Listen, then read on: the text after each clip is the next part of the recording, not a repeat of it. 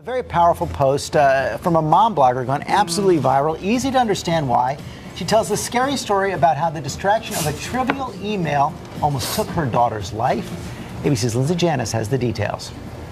Last week, I almost killed my daughter.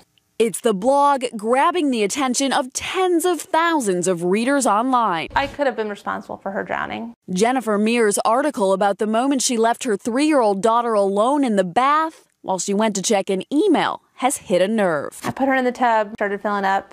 I went to go find my son so I could put him in the shower. Saw the iPad, heard the little ping, an email from a friend. I felt compelled to respond to it.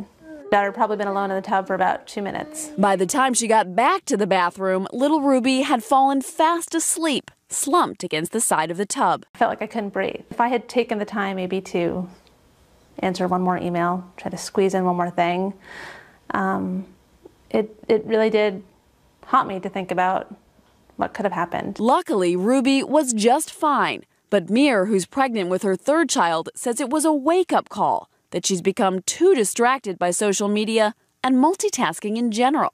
How many emails can I send? Can I get his shower done? What else can I get done? Almost being incapable of single tasking. The ability to do one thing well, or even 2 things well, and 2 things that matter well, that is where I feel like I've been struggling lately.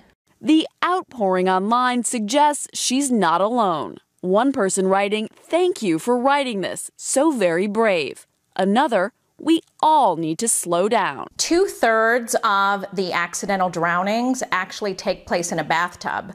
And so parents don't realize how common this can actually be. I think Jennifer's story is a great cautionary tale. And it's not just bath time. Mir says she's now making an effort to focus less on her devices anytime she's with her kids. For Good Morning America, Lindsay Janis, ABC News, Hartford, Connecticut.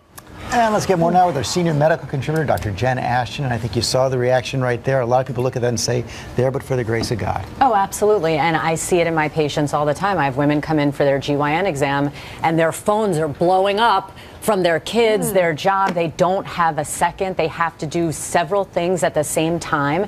And whether it's a physical life or death consequence or just emotionally, knowing that you're not fully in the moment, it's very difficult. And you said you experienced something like this. Robin, I did this with my first child. I left my son when he was 10 weeks old inadvertently in a car for 10 minutes in the summer when there were a bunch of us in the car, you guys. Everyone got out thinking they each had the baby. And it wasn't until we were going to see President Clinton, by the way.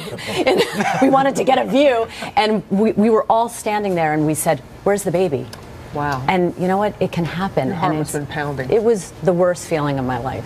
I mean, I think we've all, I know I had a moment with Serena at a playground. And all of a sudden you look up and she's at the top of the jungle gym. And you think, wow, how did she get to the top of the jungle gym? I remember it's terrifying. Some people think it's social media, but my mother used to get distracted by General Hospital. I get distracted by Sunny Corinthos all the time.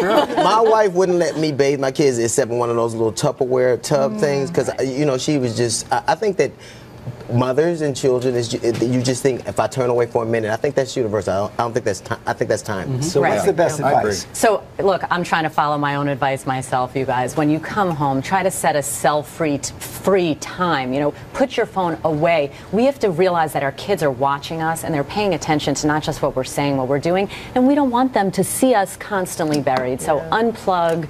Give them your full undivided attention. Mimic our behavior. Absolutely. All right, Jen, thanks so much.